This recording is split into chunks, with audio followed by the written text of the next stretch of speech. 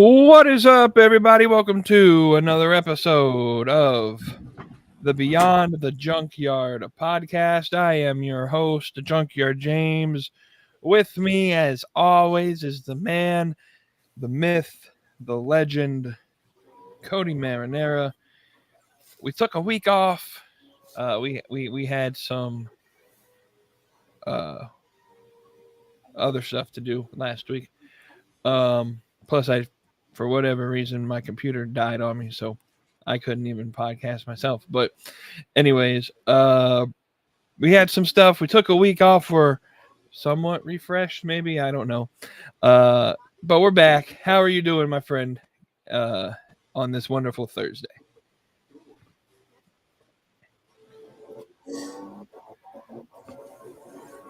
I'm doing all right. Yes, we both had, it seems like, quite a bit going on last weekend. I made the mistake of going to a football game last weekend, and I regret it. For the aspect of the game itself, it was the most horrible, one of the more horrible ways to lose. But we made friends, and if anything, Clemson reminded me how gorgeous it is over there, and that I think, even though we have a sucky football team right now, that I still want to move there, not in Clemson, maybe like in Taylor's or something like that, and retire. But we still have a good Southern hospitality, except for the concession lines. Golly, man. It might have been WrestleMania 33 level bad. It was horrible. Everything was cold, not good. They probably just stopped carrying. I don't blame them. And then I'm just glad that I made it to tonight's podcast, because I had to come back. And I got back just in time. I came back from the year 3000. Yeah, you're welcome. Saw the Joe Bros last night with my wife, and for a Jonas Brothers show, not my forte of music choice, but it was a gift for her, and it was a good show. I actually enjoyed it. We had a good time. I have found the perfect seats in Spectrum Center. Section 203, row C, seats 17 and 18. There's only 2 seats in that whole row, and it was phenomenal. Then never had to get up. I mean, literally, it was just our 2 seats, and that was the end of the row, and it was perfect. It's in the upper deck, but I mean, it was still good views. So that was good. Yeah. Other than that, we're here. Huh? How are you doing, sir? I'm doing all right. It's just another week here on this great earth, and I don't like the cold. It's very cold. Actually, today wasn't that bad weather-wise. It started cold, but I think it actually got to the high 60s, low 70s today, so wasn't too bad. I made the mistake of looking at the weather forecast for the next 7 days. Oh boy, it gonna get cold. We have a high of 77 on Sunday, and then Monday is a high of 49. Oh, that's North Carolina for you. That is North Carolina. Welcome to bipolar. Good grief. All righty. Well, good thing. Going to winter code next week for blood and guts. Speaking of blood and guts, good segue, my friend. We're going to talk a little bit about blood and guts to end of this show. And then, but we got a new segment that I want to debut. See how y'all react to it. And see how y'all like it. But before we get into some of our meat of the topics, I need to make sure that y'all hit that like button, comment, join the chat, share, subscribe, be like our good friend DJ Wavy D, who is up here in the chat saying he likes to see the update to some of the framing and the layout. We're glad to see you back, my friend DJ Wavy D. And if y'all are watching this, make sure to join us in the chat. And keep this conversation going. We want to make this informative, but also kind of interactive with the people in the comment section here. All right, and we gotta thank our sponsor that powers this show. That's W Energy, and we gotta thank them as always. They're a kind of a smaller energy brand, so if you go to w.gg and use the code Beyond the Yard, you get 10% off of your order. I think they have some new sampler packs that they're debuting. You get to try some new flavors that they're debuting out there. So go ahead and use the code, help support the podcast that way, and go to w.gg, use the code Beyond the Yard. Their stuff is pretty good for a non big energy brand. So yeah, that's w.gg. Use the code Beyond the Yard. Let's get into some of the informative stuff. Tell us, my friend, about StubHub as we enter into some TikTok. If only StubHub sponsored the Washington Capitals, because Ryan Leonard just scored a goal. So here we go. Mr. Leno getting back on the board. Hey, we're only down by 1. It could be worse, but I love Ryan Leonard. Anyways, back on to the topic at hand. Let us go into the sponsor for the next segment, which, of course, is TikTok. Gotta give a shout out to StubHub. We actually used StubHub for our tickets for this past weekend for the Clemson game. Seamless, easy transition, very good. I actually bought the parking passes through them as well, so very easy, and was very happy with the way that the seats turned out and the seamless transition to get the tickets and all that good stuff. So if you guys are looking to score tickets to the hottest events in town, StubHub has got you covered. Whether it is a concert like me and my wife going to the Joe Bros last night, sports game, Clemson game this past weekend, or that must-see Broadway show or live entertainment event happening. Of course, next week is Blood and Guts, so get your tickets through StubHub as well.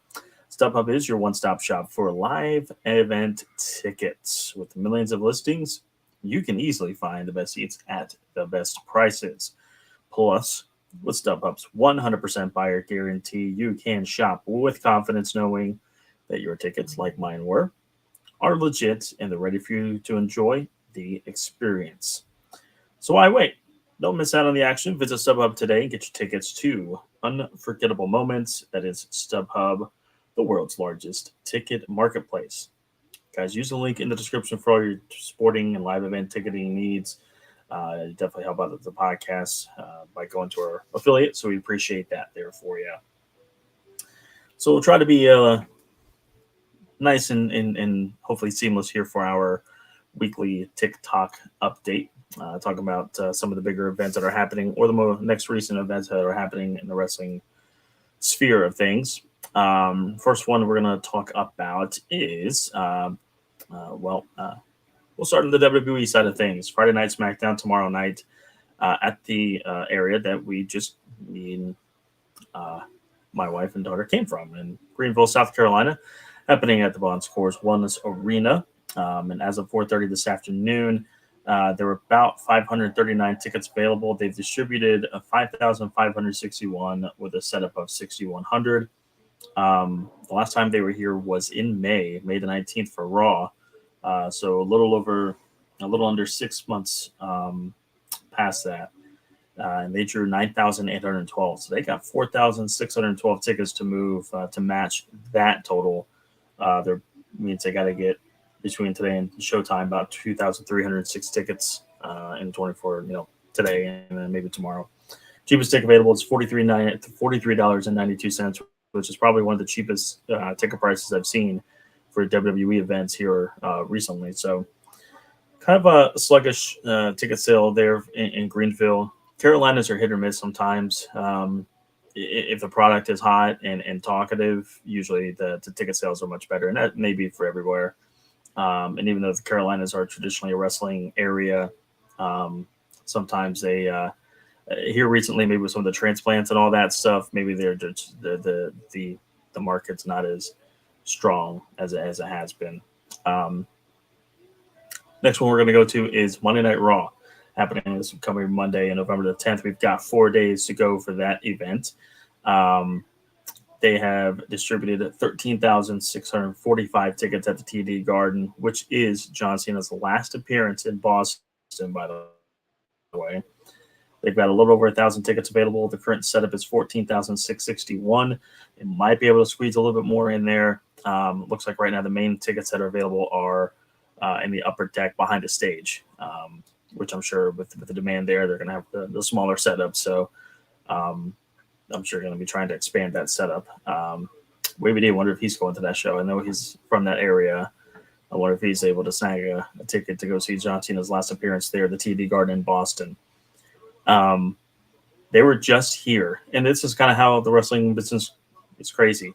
They were just here at the TD Garden on August the 15th for SmackDown. So not even 4 months later, they're going back to the same arena, and they've already outdrawn what SmackDown did. SmackDown did 12,317, a pretty respectable number. They've already surpassed that by 1,000. Probably will be surpassing that by 2,500 by Showtime. Cheapest ticket available is $72.35, which I think is actually, even if it's in the upper decks, that's a fair price for the market for Boston for the fact of seeing this last appearance. I think that's a very fair ticket price for that. You look at John Cena's last match, and of course, tickets are crazy for that. You look at WrestleMania 43 tickets in Las Vegas, and upper decks are $800. So, what do I know? But yeah, so this should be a really strong crowd in Boston. It'll be interesting to see Cena's last appearance in Boston at the Garden. I'm sure it might be a little bit emotional one for him. His last time in his hometown on Raw. Fast forward, we're going to move on now to some AEW ticketing news. We'll start with Blood and Guts happening next week, next Wednesday, the 12th. Show we are going to, as well as a few friend of ours. Update was as of today at 4:15 this afternoon. There are 400 tickets available. The tickets distributed are 3,733. And right now the setups for 4,133. We've got 6 days to go. The last time they were here at the now called First Horizon Center, but Greensboro Coliseum. We're not going to look into Revolution. I've avoided that because that's an outlier. That's a show that obviously sold out because it was Sting's last match. The last time they had a weekly show here was Collision on August the 12th of 2023. Drew 5,420. They've got 1,687 tickets to go to match that, so 1,687. About 282 average per day up until the show day. To get to at least 5,400, which has been the bare minimum that AEW has drawn in Greensboro, is 5,400. They've got 1,667 tickets to go, shade under 279 per day. The cheapest ticket available is $29.45. So, and these are all lower level tickets that are available. There's no upper decks right now that are open. So for $29.45, you're seeing 2 blood and gut matches, one for the men's side, one for the women's, the inaugural women's blood and guts match. I do believe we're having Hangman versus Powerhouse Hobbs as well on that card next week. So that should be a crazy show. Kind of, to me, right now, it's a little bit of a disappointing ticket number, considering the fact that it's a big event for a weekly show. But let's see if we can get some strong ticket sales here in the last week to get to that 5,400 plateau. And last but not least, we're going to look into Full Gear, which is going to be happening 2 weeks from Saturday, November the 22nd at the Prudential Center in Newark, New Jersey. As of 11/5, there was no update from WrestleTix or myself looking at it. But as of yesterday, WrestleTix had this update. They have distributed 7,375. Tickets available is 1,414 with 16 days to go of showtime. Current setup is for 8,789. Last time they were here was Full Gear last year, almost a year to the day. They drew 10,639. So 3,264 tickets to go to match that. If you average it, it's about 204 tickets per day. Cheapest ticket right now is $40. AEW usually has strong ticket sales the week leading up to the pay-per-view. I think they can get close to that 10,639 number. I think they should be able to draw over 10,000 for the show pretty easily. So it should be nice to hopefully see if they can outdo the number for Full Gear last year. Card shaping to be pretty good, so we'll see how the last week to 10 days of ticket sales will do. And that, my friends, is your TikTok of the week. So I did have one question for you. You were mentioning some of these ticketing numbers and how both WWE and AEW are barely hitting or maybe not hitting the numbers that they've done at prior shows at some of these events.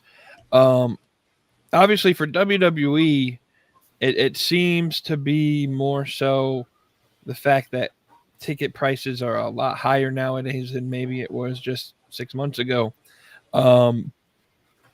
But AEW, that's not necessarily the case. I think, in fact, sometimes the tickets are a bit cheaper than they may have been the last time that they had a show there. What do you think, I guess, is the biggest cause of for both companies to have, a little bit of trouble selling tickets in some of these markets? I think part of it is the nature of the city that they're in. Even though Greensboro traditionally is a hot wrestling town, the Carolinas itself have not been as strong as they have been in the decades in the past. So that does contribute. I think its location is part of it. The thing that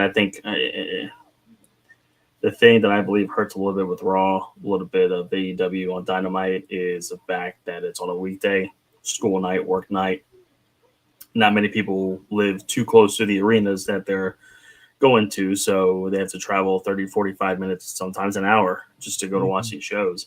So that has a little bit to do with it. Definitely the economy, too. The economy isn't the strongest right now, and especially with WWE ticket prices, man, it's good to see some of those numbers for some of these upcoming shows not being as high. It would be enticing to go to a show like that if the tickets aren't, $80 to start out. Right. But AEW has better ticket pricing overall, and I think it's just a matter of marketing on their point. It's always marketing. It wasn't until maybe about 3 weeks ago that I finally saw a social media post about Greensboro and Blood and Guts.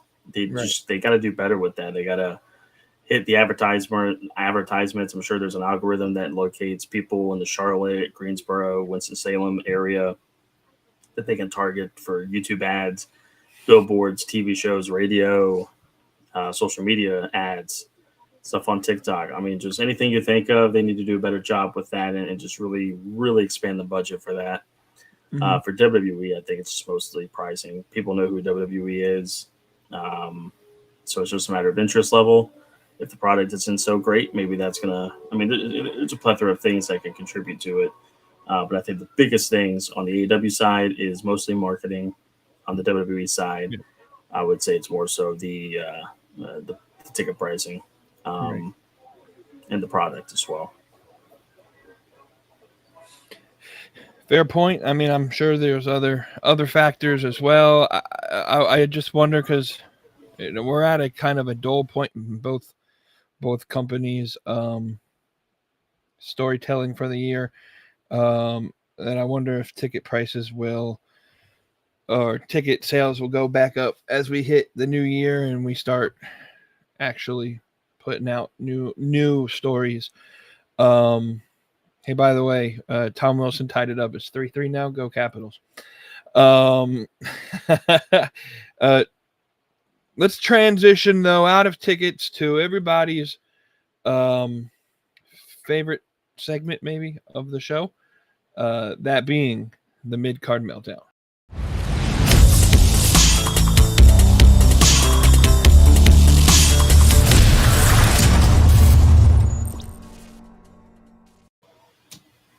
All right, it is the Mid Card Meltdown. This segment is a brought to you by rss.com. That is the site that we use to use our audio formats. There is a link in the description if you're interested in doing podcasting of some sort, and it's pretty easy. Use the link in the description. You pick one of the tiers for to purchase for if you're doing just one podcast or if you want to host multiple podcasts. And all you do is you upload the audio, type in the description, type in all of the information, and they do the hard work for you. They distribute it to all of the podcast distributors, Apple, Spotify, Amazon, all of those podcast platforms. RSS does all the hard work for you. So thank you to those people at rss.com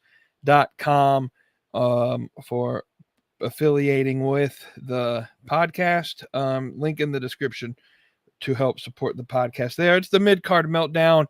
I'm gonna be honest with you. I don't know about you. The last couple weeks there hasn't been a whole lot of news per se that has in the wrestling world that has really irked me off. You got anything that you need to melt down about, my friend?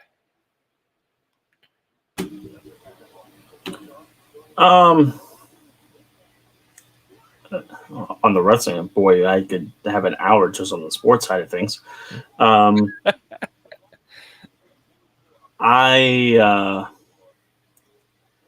only thing that comes to mind, and it's not so much of a meltdown, it's just like a why type of thing, is the fact that AEW's got a whole new title again, and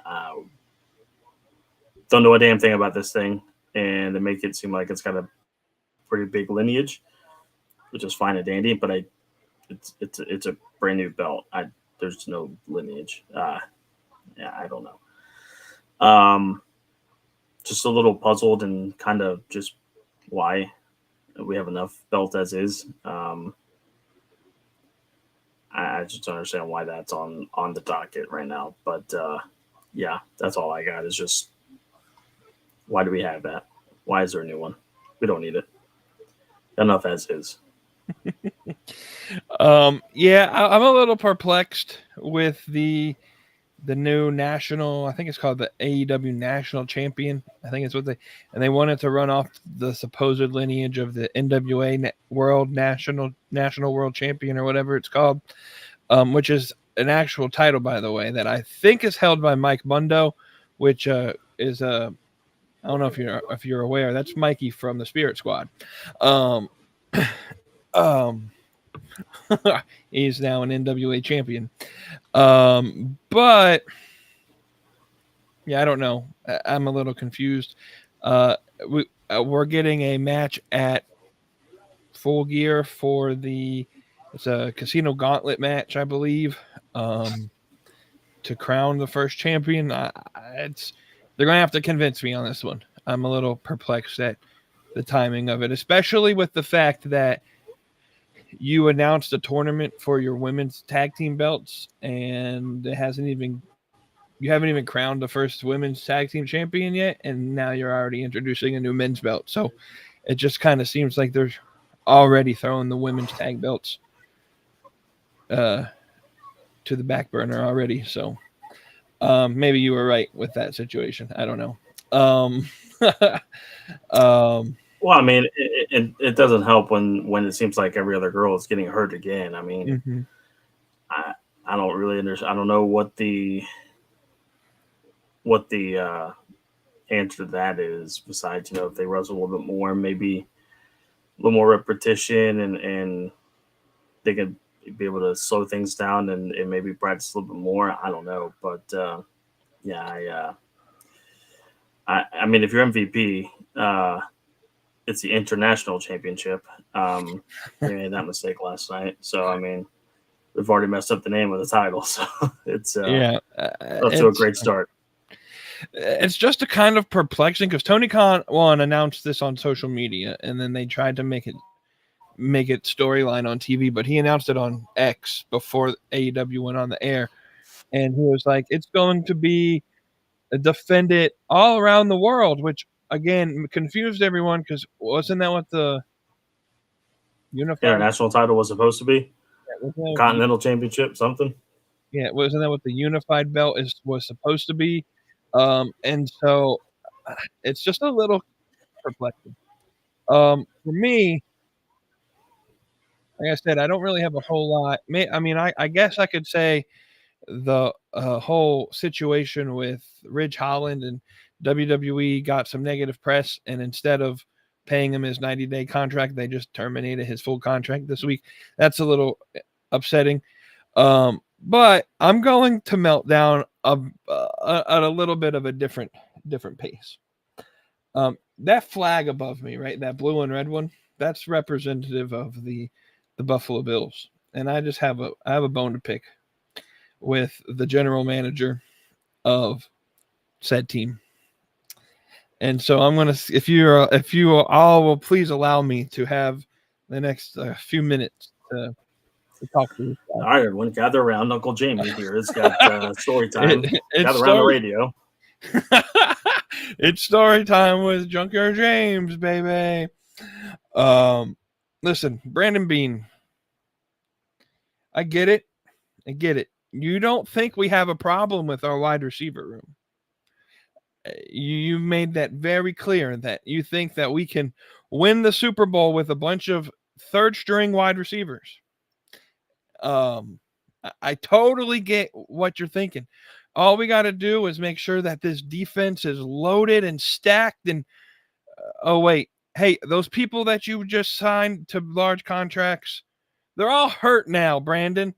And we're left with third string wide receivers and a superstar quarterback who is only throwing like 165 yards a game, it feels like. And we're running the ball more than we're passing the ball because he can't get the ball to any of his receivers. Our leading receiver is a freaking tight end. And you had the opportunity this week. The trade deadline was Tuesday to get a big name, a Rashid Shaheed, a Brian Thomas Jr. You could have worked with Tony Khan a little bit.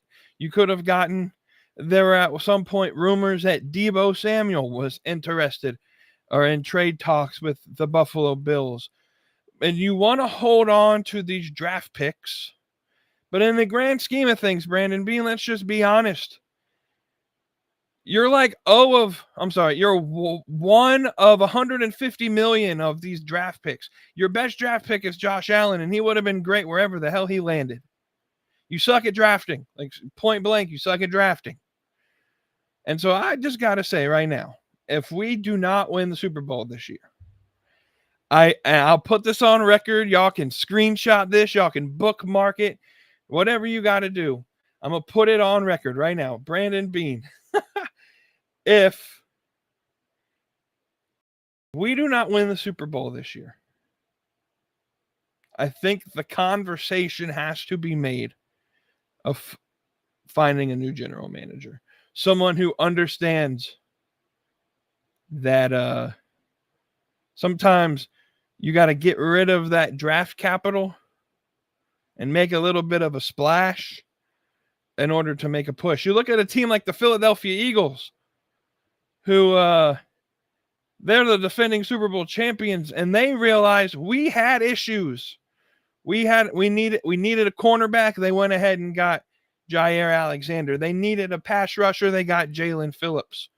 And that's why, to give credit where credit is due, the Eagles are where they are. They got good management who knows how to utilize their ability to use capital, and Philadelphia loaded up on defense.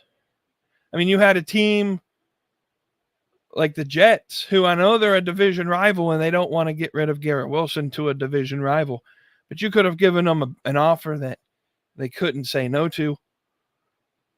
It's going to be a low first round pick anyway. Give up a first round pick. I would have done it for Garrett Wilson. That is a franchise altering move.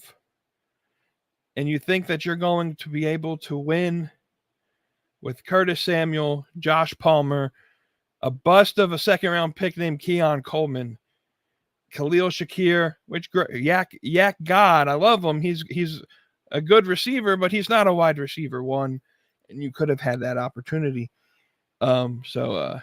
Anyways, let's talk wrestling. If I may, just intervene real quick. Some of the best teams don't necessarily need the most stud wide receiver. It definitely helps. But having a really good running game usually helps a little bit more. And I think that was something that had been kind of missing a little bit from Buffalo's offense over the last 4, 5, 6 years. Was a consistently good running back, a running game besides Josh Allen. This year it seems like you guys have that. It's lean on it. And I understand that the games that'll come where people stack the box and you have a good defensive team and it doesn't work. Now Allen's relied on passing it to these guys, and if you're hurt, I get it. But run the ball, just run the ball, and things will happen. Things will open up, and yeah, I understand your frustration, though. I do. I just most Super Bowl winning teams have at least some sort of running game.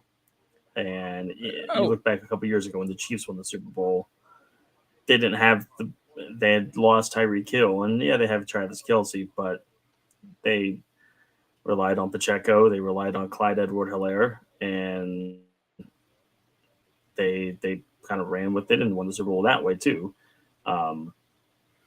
Good defense and good running games, I think, matter more than a number one wide receiver. But again, I understand your frustration. Kinda. I don't know what it's like to be in your position anymore. Hey, I wish my team had the success that yours did. You were one game away from the Super Bowl last year.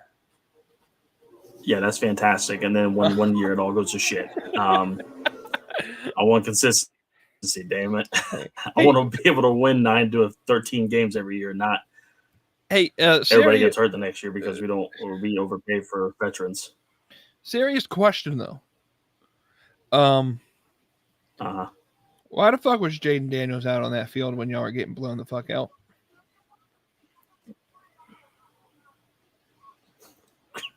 That's because it's Washington. That's all I got. Also, y'all need to stop playing the Seattle Seahawks at home. I know. That's part of our problem. Is it seems like for whatever reason the Seahawks in Northwest Stadium it's not been good for us. Yeah, I mean, I will give credit to Dan Quinn. He didn't really own up to it after the game, but his I don't know, did I freeze up? Am I back? Here we go. His next day or Tuesday's press conference, he kind of owned up and said that was on him to leave him in, and at least he admitted it. It sucks. It is what it is. To me, I mean, it's a big deal, but at the same time, it's his non-throwing arm. Yeah, it's important, but it's not that important. It's gonna heal. It'll be fine. He just needs to get a little bit better muscle around his entire frame. And I don't care if that means he goes from 210 to 220. I mean, yeah, would I like you to run a little bit? Sure. But, buddy, you need to bulk up just a little bit to be able to make it into the NFL. But, yeah. The life of a Washington fan. You didn't have a great week this week in sports, and I'm sorry to rehash this, but I haven't had a good month in sports. I'll be honest with you. Yeah. All right. I've had to go back to the old reliable wrestling. Let's talk about some wrestling. So, first off, this next segment is called "Be the Booker," and I'll explain what we're doing here in just a moment. But I gotta take the time to talk about our final affiliate partner, that is WWE Shop. They got a lot of new merch that you can snag. It's time for the holiday season, so give your favorite wrestling fan some WWE merch and use our link in the description to snag the good deals. You can get John Cena's final merch pretty soon. He's just not gonna his dates are winding down. The final chance to get some John Cena merch is fastly approaching. So get that John Cena merch while you can. Yeah, thanks to the WWE shop. That link is in the description box below. I may have to use that link because even though I'm not going to be able to go to John Cena's final match, I know that he does the color scheme and sometimes the font of the city he's in for the local sports teams. So I wonder if he's going to do a burgundy and gold, if he's going to do red, white, and blue for the Caps and Wizards. Regardless, I may have to cop that shirt whenever they put it on the shop. I wonder, sometimes I feel like he's done some of like the retro jerseys. I wonder if they do the gold and blue from the old Wizards. That would I'd be cool with that. Either way, I may have to cop out a shirt for that. So that'll be fun. All right, be the booker. All right, so here's the idea. I'm going to give you a couple scenarios here, and I want you to pretend that you're Shawn Michaels or you're Triple H or Tony Khan, or imagine, you can be anybody. You can be Vince Russo if you want to. I don't care.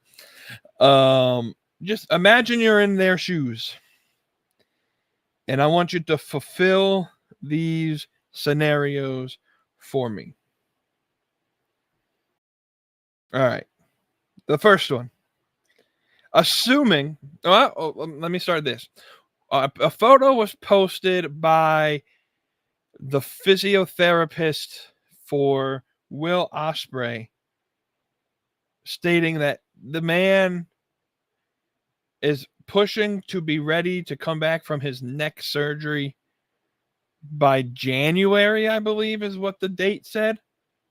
This man's working hard to get back. This was supposed to be like a 12-month recovery, I think. He's going to John Cena this and be done in half the time.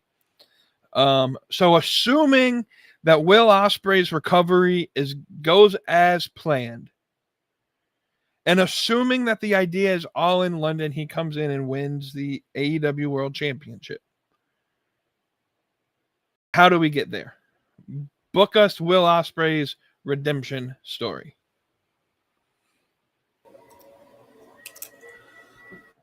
Well, we're going to do it the kind of old school way. Started from the bottom, now we're here.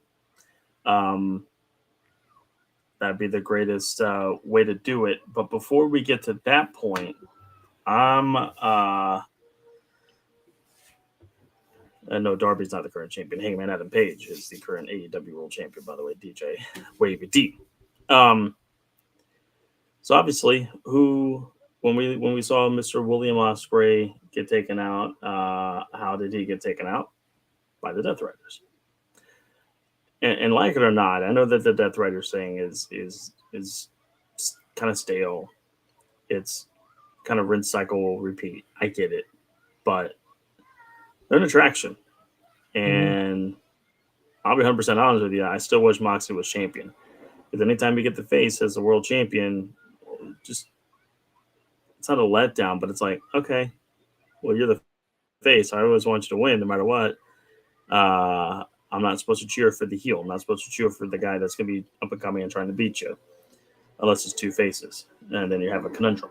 But just going to have Ospreay show up with like a pipe, something like that. Start taking out the Death Riders one by one. Start with Pac, or start with Daniel Garcia. Go to Pac, go to Claudio, go to John. Make that a thing for a couple months there, and then he can either win the Casino Battle Royal at Double or Nothing, or it can be a triple threat. And I think the champion at this time would be MJF, and I think he would be. You can rekindle that feud from a couple years ago with him and MJF, kind of the American versus the Brit.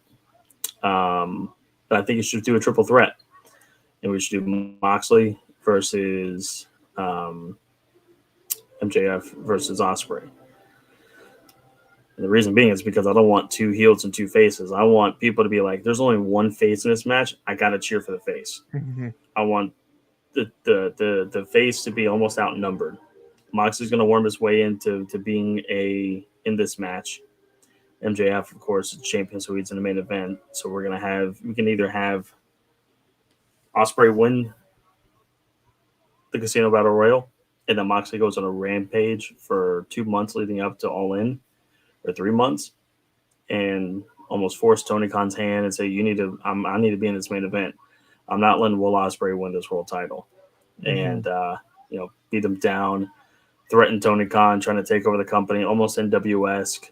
And it finally comes to where maybe Alex Windsor gets involved. And Ospreay says, Tony, just let him have it. Let him have it. Let him be in the match. I can't take it. I can't take it. I don't want my wife, mother, my kid to get killed, to get hurt.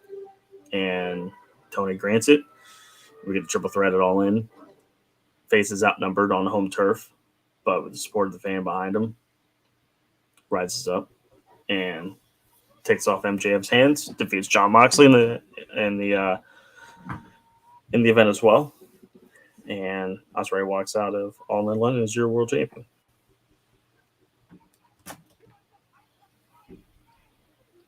That's a pretty good storyline. I like Wavy D just put his in the. So let's see if it shows the whole thing. Here he says, they don't put the whole chat. It says Moxley and the Riders attack Hangman after his last title defense against Darby.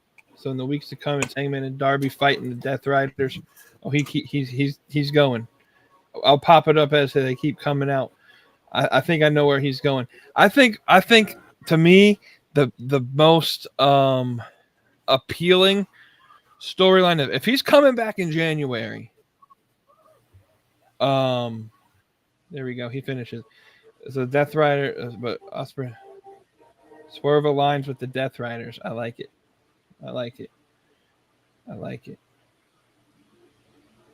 That's a good move. I would put in there to have Swerve join the Death Riders, but then turns on them and basically eats them alive from the inside. And now that he's on the inside, he can find out their weakness and expose that. Here's my thought line with this. Swerve joins the Death Riders, turns his back on Hangman, beats Hangman for the belt. Ospreay comes back, says you basically sold out. We were victorious, but you sold out, and now it's Swerve versus Ospreay in London. I could be down with that too.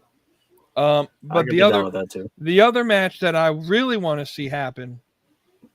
Oh, Swerve aligns with Darby and Hangman. Oh, he's already aligned with Darby and Hangman, technically. Even though he's injured, yes. Yeah. I get what you're saying now. Sorry. I read that the wrong way. But anyways, the match that I want to see Ospreay fight for is have Kyle Fletcher hold the belt and have Kyle Fletcher versus Ospreay at London.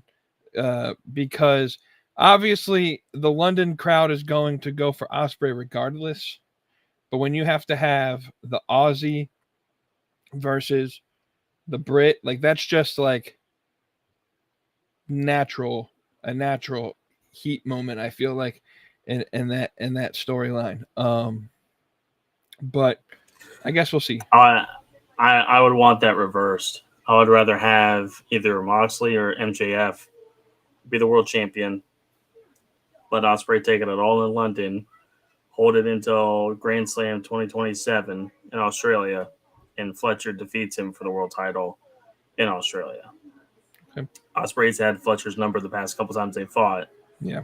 Let's see Fletcher on the biggest stage with the crowd behind him, hometown turf. It'd be like, a number one seed going to I don't want to say a 16 seed, but it'd be like the playoff run. And it's game 4, game 5, and chance to win it all, and you go on the road and you lose it. Right. That's fair. I think that'd be, and people would say that's hot shot booking by putting it on the guys winning in their home turf and their home crowd. I understand that, but to me, it makes sense because AEW's trying to be more of a global company.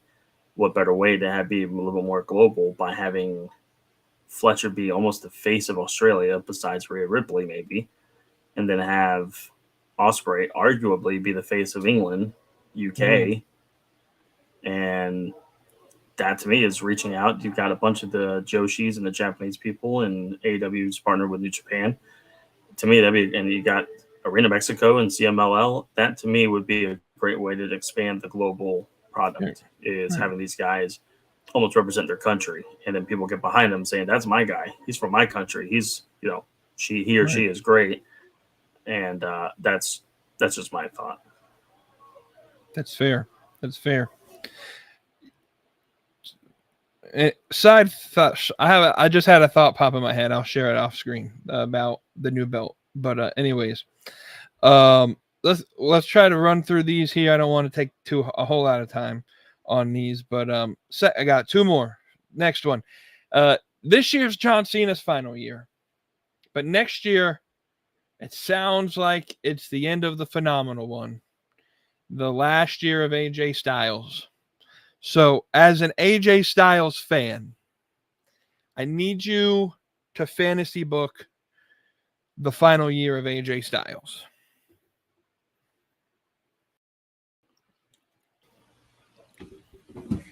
Wow, you put me on the spot on that one. I may need a little more time on that. Well, I'm not going to go from January to December, but basically in this run, I need an AJ Styles. This.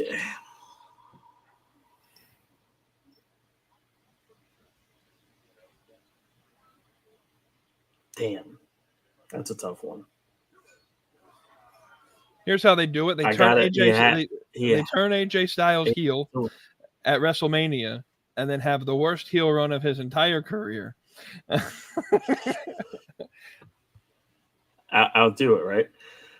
My man has to win the TNA World Title one more time. Mm-hmm. That to me is a given. I don't care if it's at Slammiversary. I don't care if it's at Bound for Glory. My man has to, and I almost kind of want him to go out in a TNA show. And I know that I just kind of gave shit with the Dudleys and the Hardys on the TNA show, but the Dudleys and the Hardys didn't get their start in TNA. AJ did. He technically got his start in WCW, but TNA was built around AJ for so long. And I think that would be one of the most apropos things to have him go out on top at Bound for Glory, TNA's biggest show of the year. Either that or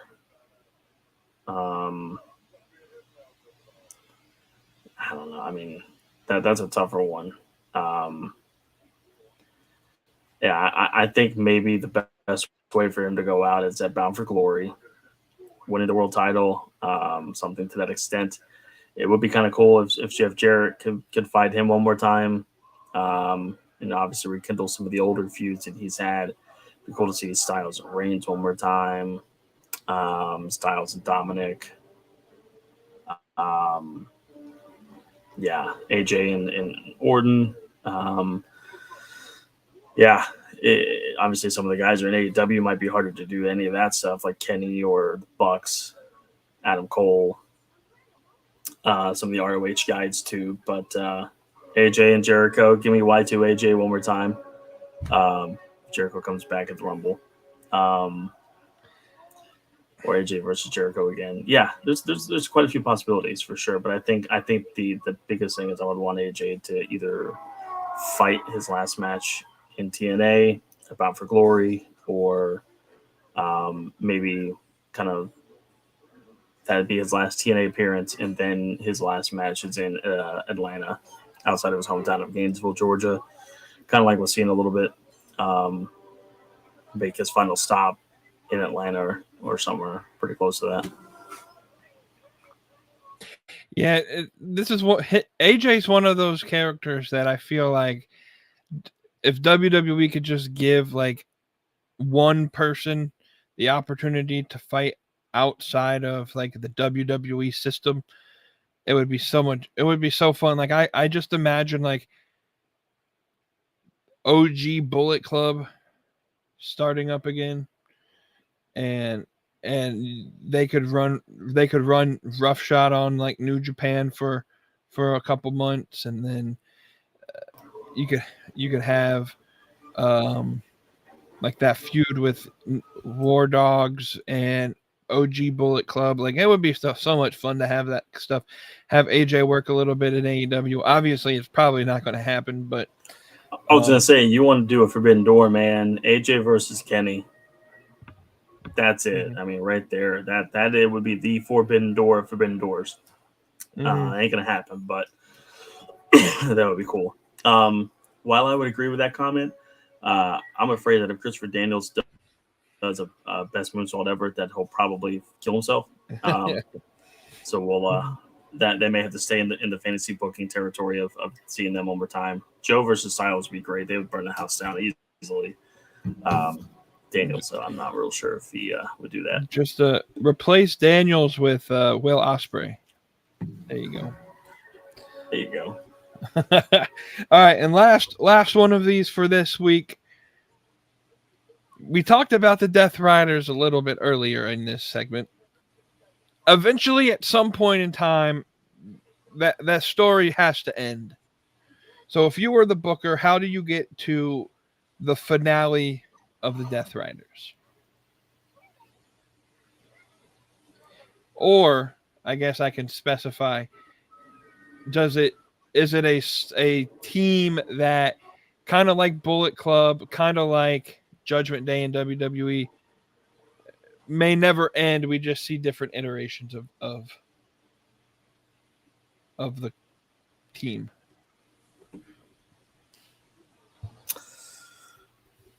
I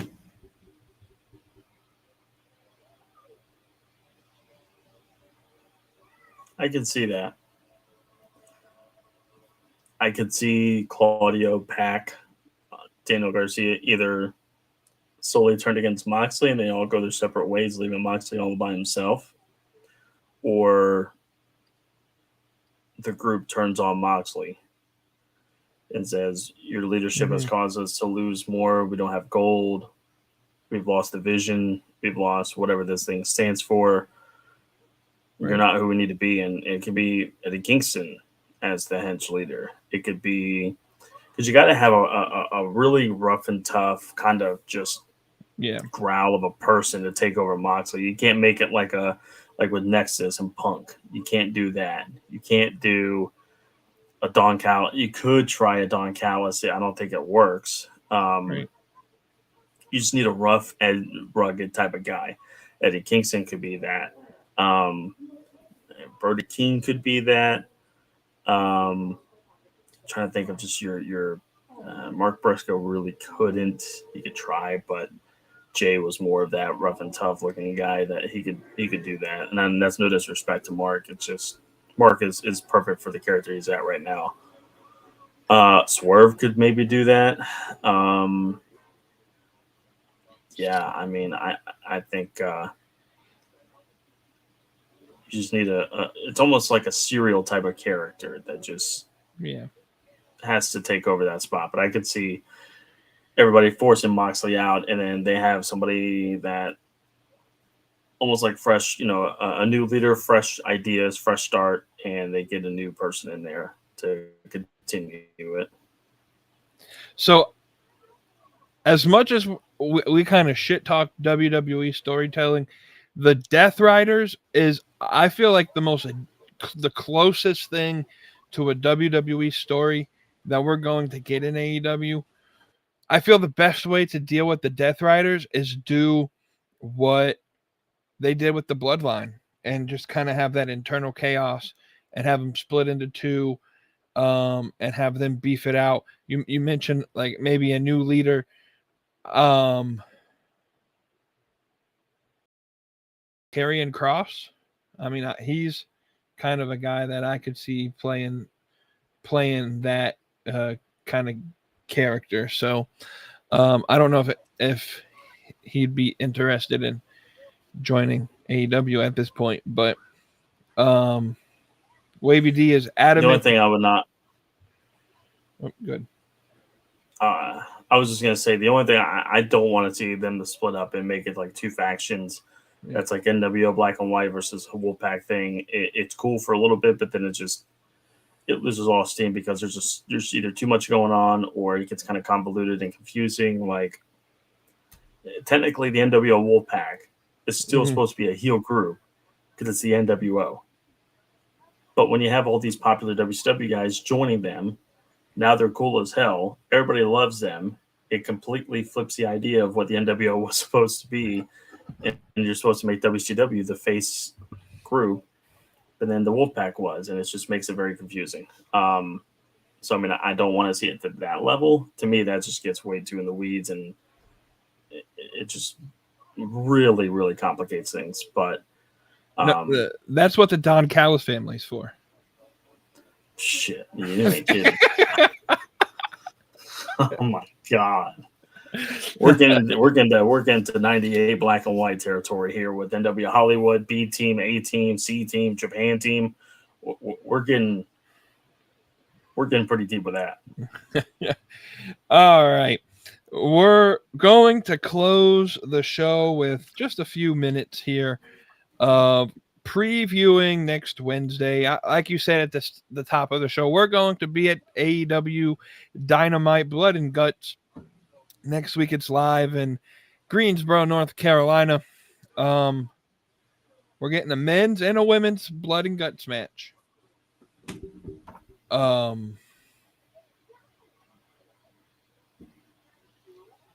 What else can they fit in this show? Like, unless these Blood and Guts matches are only going to be 15, 20 minutes long, I don't. Well, I know they put a thing up for Hobbs versus Hangman next week, and unless they're going to make Dynamite a 2.5 hour show, I secretly hope not, because it's going to be a long enough drive as it's going home. I'm not sure what else they do now. I watched Dynamite, but I was watching at work that I didn't watch last night because of Joe Bro. So I was not skimming and scamming. I was watching the entire show. But I heard Queen Aminata is no longer in the Blood and Guts match next week. Yeah, she got hurt. It's Mina Shirakawa. So are we now? Okay, so we already have a replacement. Mm-hmm. Okay, never mind then. I was thinking, but no. Okay, we're good then. Yeah, I think it's primarily going to be the two women's matches, or the women's match and the men's match. Hangman versus Hobbs. A couple promos, and that's about it. Is there a women's tag match for a tournament match? No. Okay. I wouldn't think so, because most of the competitors are in that Blood and Guts match. Right. So speaking of that tournament, I was actually very surprised Monet and Athena lost. Yeah, we've got two kind of favorites that have lost back-to-back weeks. Queen Aminata and Jamie Hayter, they lost to Sisters of Sin last week, and then Mercedes Athena lost. Oh boy, what happened? All right, there we go. Anyways, yeah, so we had two kind of top stars that lost back-to-back weeks to maybe underdogs. Even though I don't think Megan Bayne is an underdog in this tournament. Yeah, kind of an upset last week, and Mercedes' team didn't win this week. So that's I'm not against that. That's creates intrigue and makes it fun. So what that means is the fan favorites are going to win the next two matches, which means you're going to see Ty J win, and then you'll see Alex Windsor and Riho win.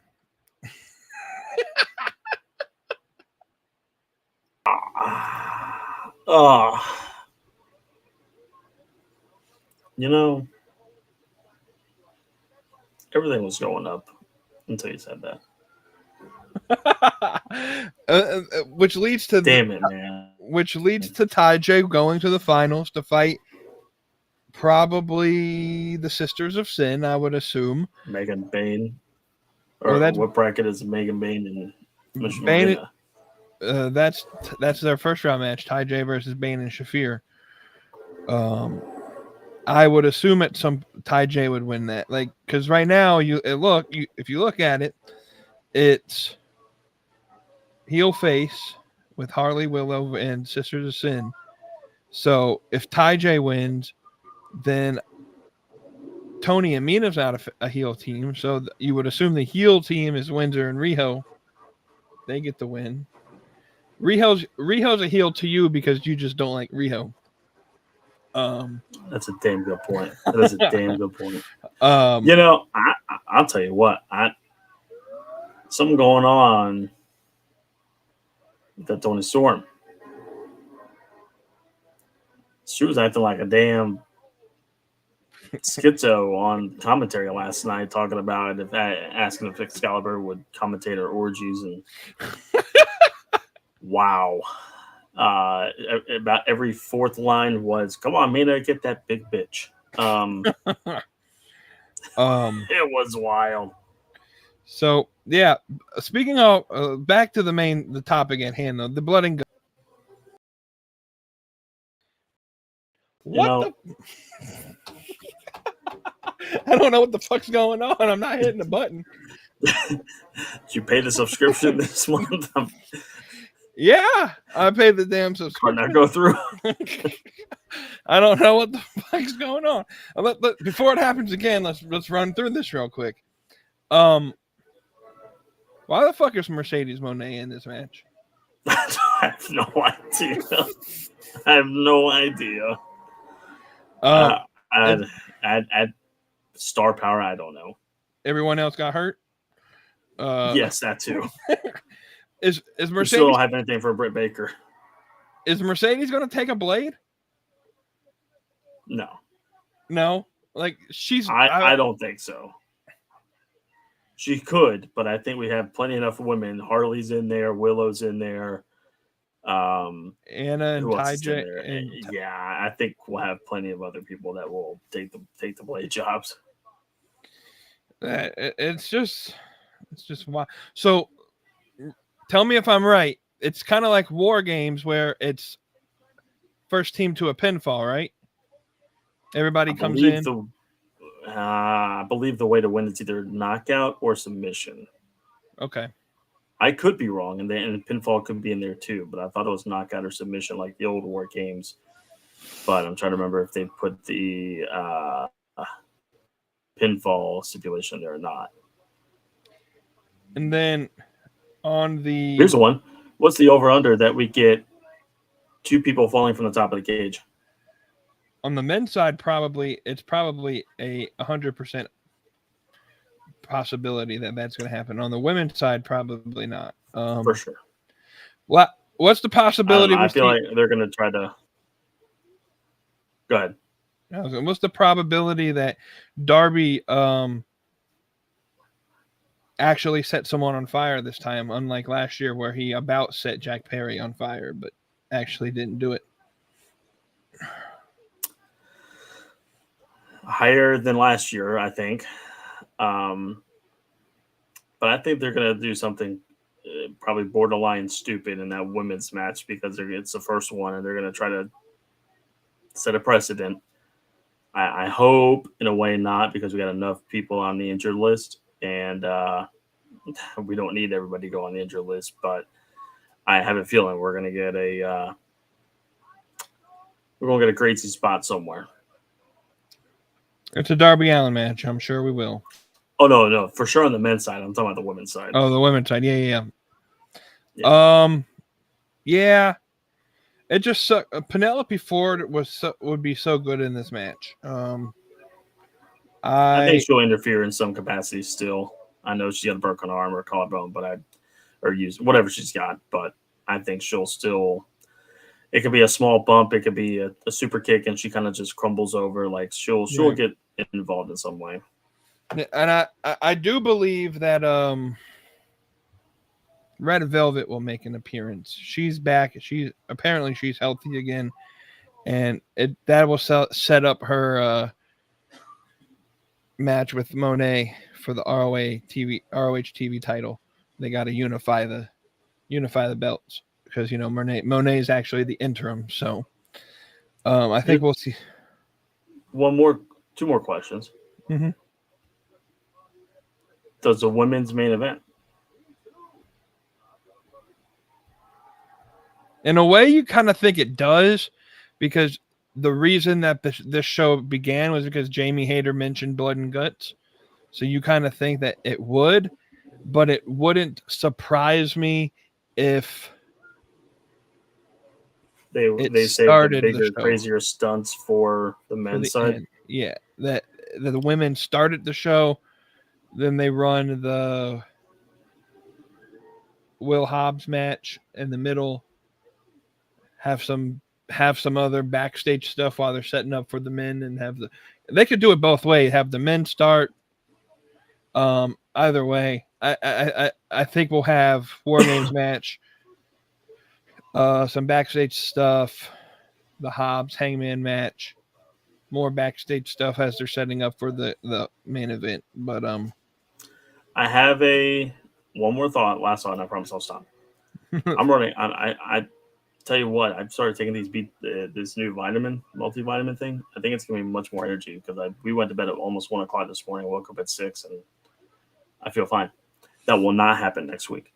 I won't get home until 4. But anyways, here's a thought. The women's main event's blood and guts. We get the match, it happens, whatever. We get a couple of the heels coming in the cage, outdoing the faces, whatever. And then we get Britt Baker to come out. But she kind of does a little bit of a Sting 96 War Games style. Not remotely the same storyline wise, but match aspect wise. Mm-hmm.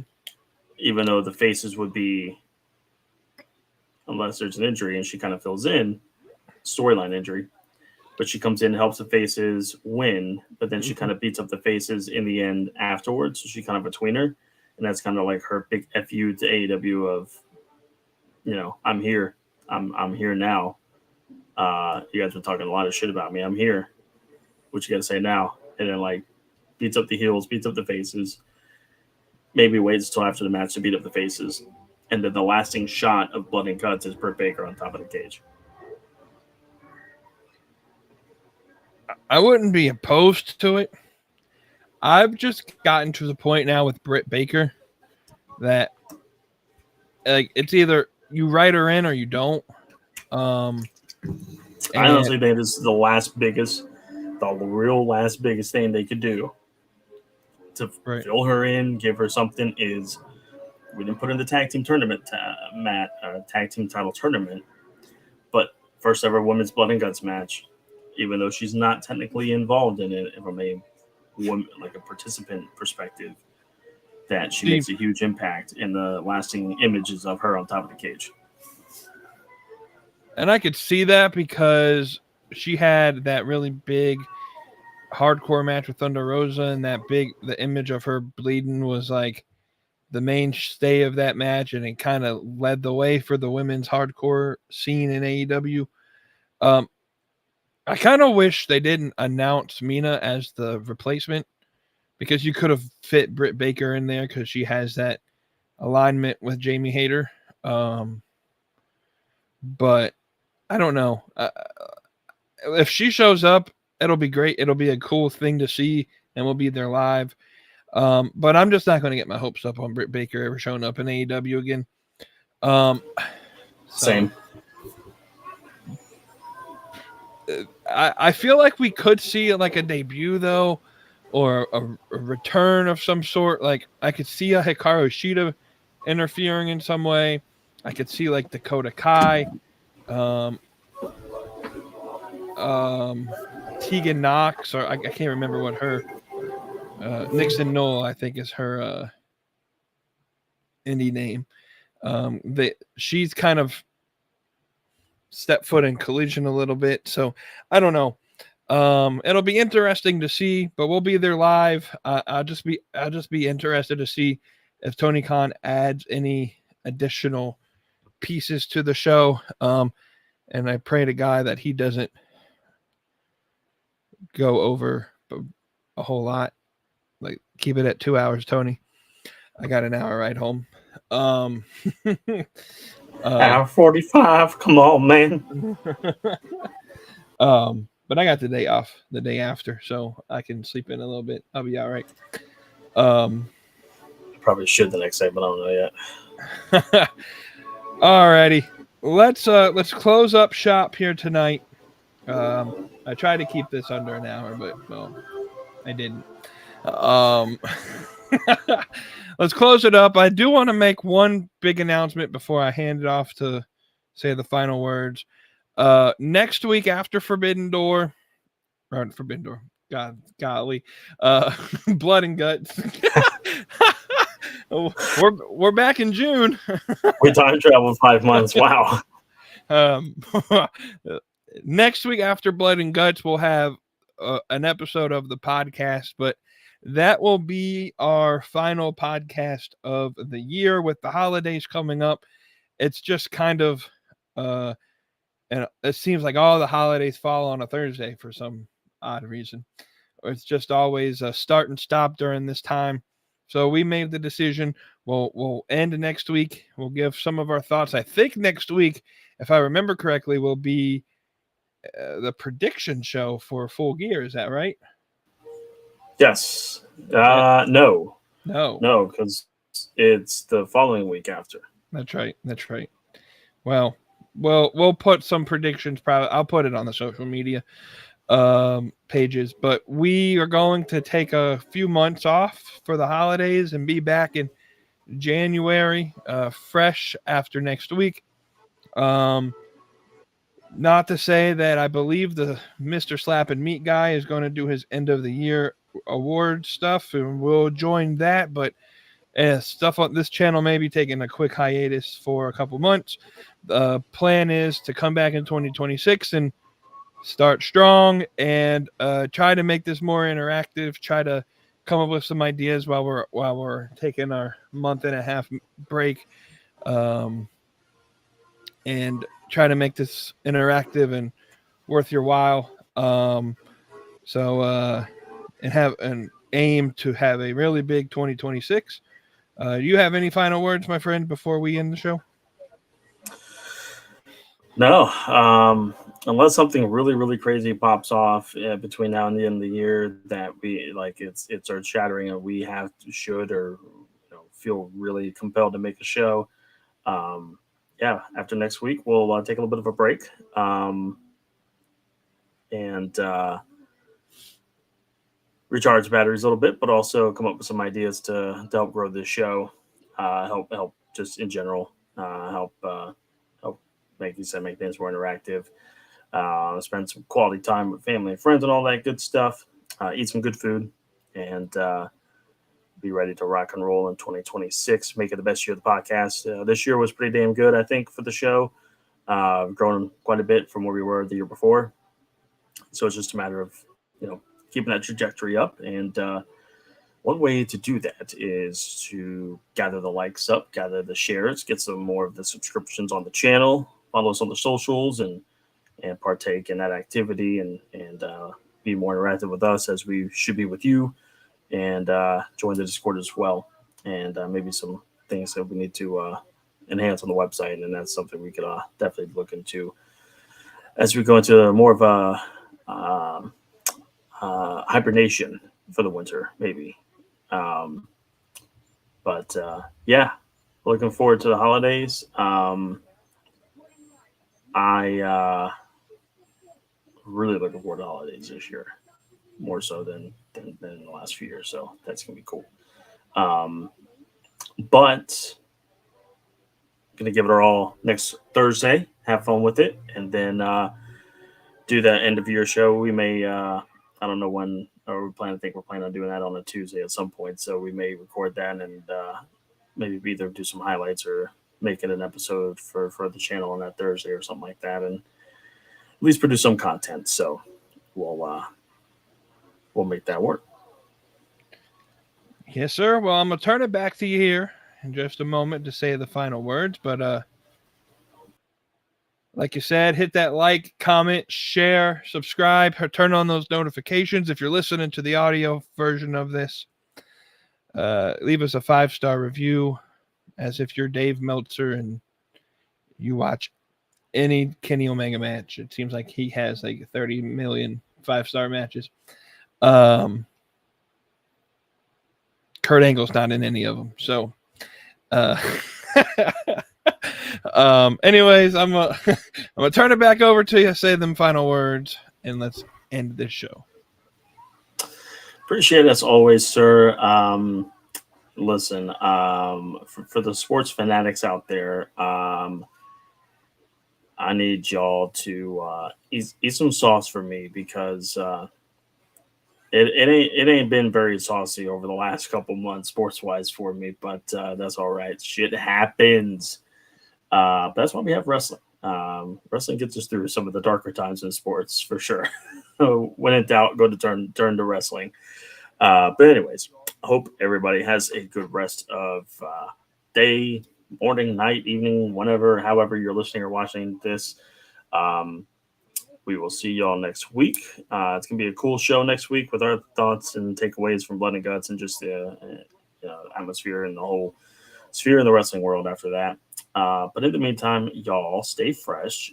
Make sure you get your bowls out. Make sure you use your condiments. Make sure you smash your tomatoes. Make sure you keep things either salty, sweet, chunky, or light, however you like. Regardless, today and always going forward. Stay saucy, friends. We'll see y'all next week. Beyond